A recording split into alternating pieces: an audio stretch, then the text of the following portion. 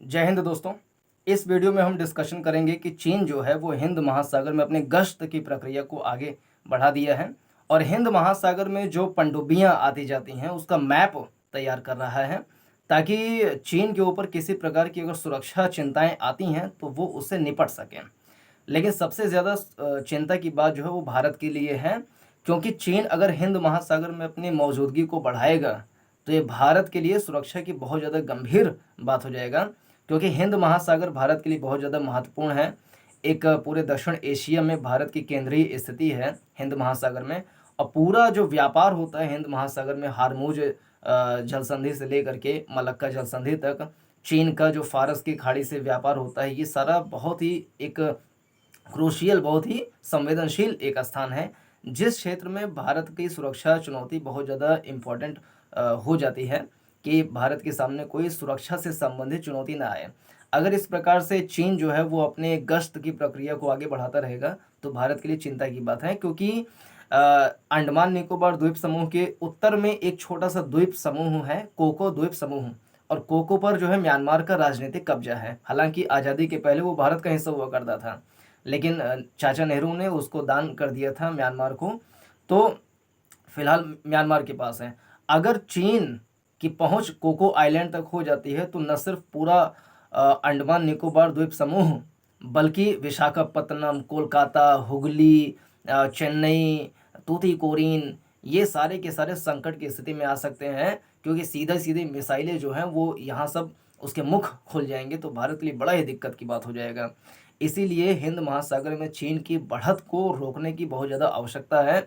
2008-9 से ही चीन जो है वो हिंद महासागर में एंटी पायरेसी गश्त की प्रक्रिया शुरू कर दिया था, और फिलहाल फिर से यहाँ से जो पनडुब्बियाँ आ रही हैं जा रही हैं उनकी आवाजाही का नक्शा तैयार कर रहा है।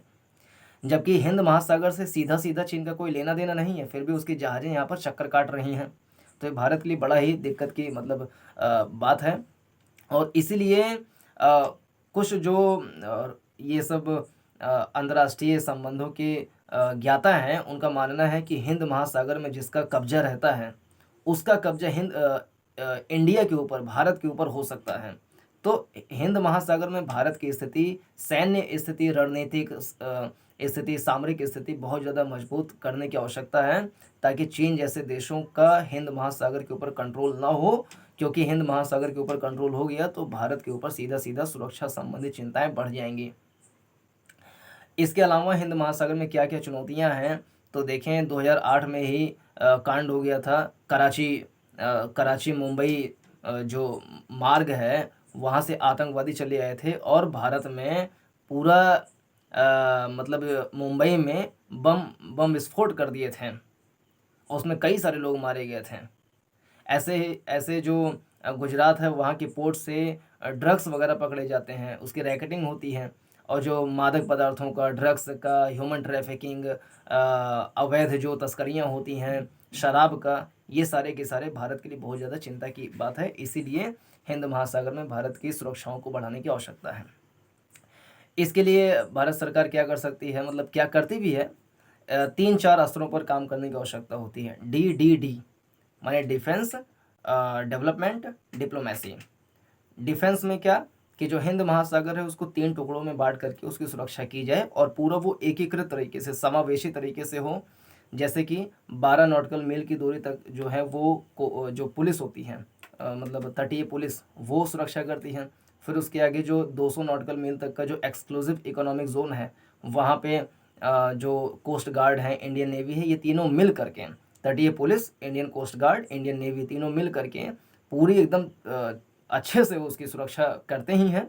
लेकिन जो मछली पालक हैं, मत्स्य पालक हैं और जो स्थानीय लोग हैं, उन सबको मिला करके भी आगे बढ़ने की आवश्यकता है, ताकि समावेशी के साथ में हम वहाँ पे सुरक्षा की कार्यवाही को आगे बढ़ा सकें।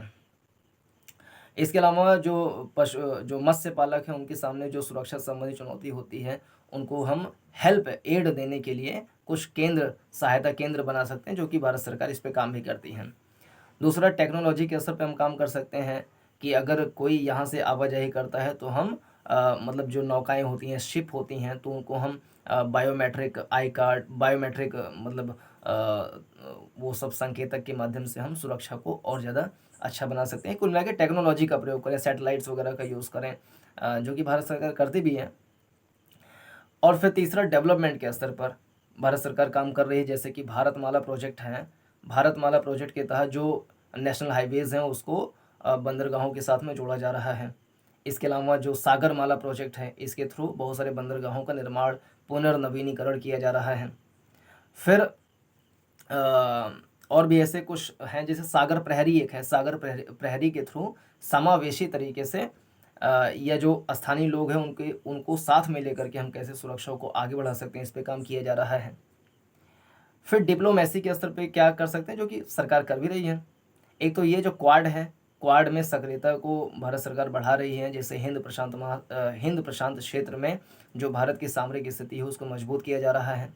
बिम्स्टेक हो गया और हिमतक्षेस हो गया, हिंद महासागर तटीय क्षेत्रीय सहयोग संगठन, इसके द्वारा हिंद महासागर में भारत की सक्रियता को आगे बढ़ाया जा रहा है। और जो छोटे छोटे द्वीपीय देश हैं से ये श्रीलंका है, मालदीव्स है, इनके साथ में संबंध को और अच्छा हम कर सकते हैं। ओमान के साथ में हमारा अच्छे से काम चल रहा है, मतलब व्यापारिक संबंध अच्छा हो गया है। ईरान के साथ में थोड़ी मोड़ी चुनौतियों के साथ में संबंध अच्छा ही है। 2018-19 में करीब $17.5 बिलियन का हम ईरान के साथ में व्यापार किए थे, जो कि अच्छी बात है। ऐसे हम look east look west policy को बनाएं, और जो चाइना का स्ट्रिंग ऑफ पर्ल्स पॉलिसी है उसके खिलाफ हम नेकलेस ऑफ डायमंड पॉलिसी पर तेज़ी से काम करें, जिसके through Iran, Tajikistan, Mongolia, Laos, Myanmar, इन सब के जो चीन के चारों ओर जो देश हैं उसके साथ में संबंध को अच्छा हम बनाएं, डेवलपमेंटल प्रोजेक्ट को इनिशिएट करें, उसको आगे बढ़ाएं ताकि चाइना को हम काउंटर कर सकें। तो इस वीडियो में इतना ही। पूरा देखने के लिए धन्यवाद। नमस्कार, जय हिंद।